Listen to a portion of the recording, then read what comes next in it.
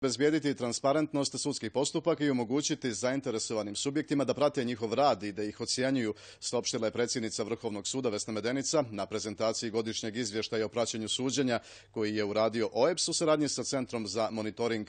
Mila Vuković prenosi da se izvještaj odnosi na period od septembra 2011. do decembra prošle godine i predstavlja treću fazu projekta praćenje suđenja koji je 2007. pokrenula misija OEBS-a u Crnoj Gori.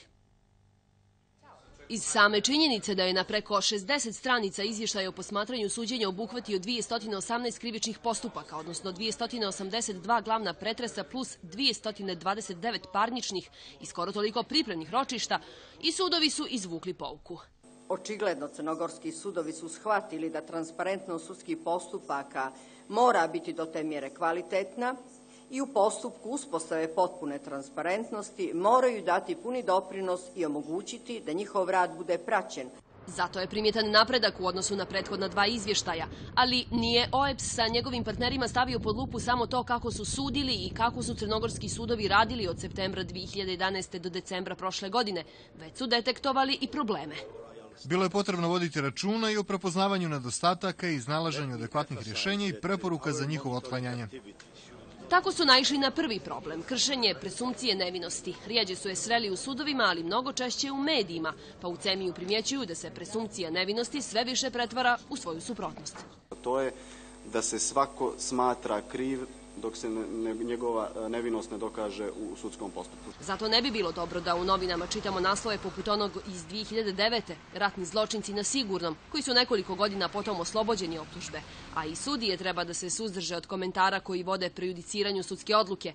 Ne bi trebalo da im se desi ni to da neposredno pred početak glavnog pretresa sjede i razgovaraju sa predstavnicima tužilaštva, jer to, smatraju u CEMI-u, negativno utiče na percepciju javnosti koja prisustvuje suđenjima o nepristrasnosti i nezavisnosti suda. Nije su puno čekali da odgovor dobiju iz prve ruke. Ja vam sada kažem da tu preporuku neću dati, zato što je to opšte poznata stvar da sudije i tužioci prije suđenja ne smiju da komuniciraju što se tiče samog predmeta i suđenja za taj dan.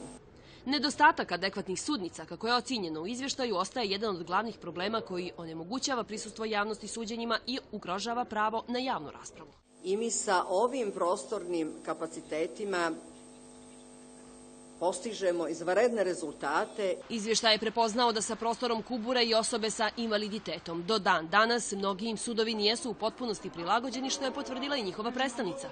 Mogu vam navesti mnogo primjera za to. Uradili smo sve ono što je bilo moguće. Sudovi su ispoštovali sve preporuke iz prethodna dva izvještaja. Ostaje da vidimo da li ista sudbina čeka i ove iz posljednjeg.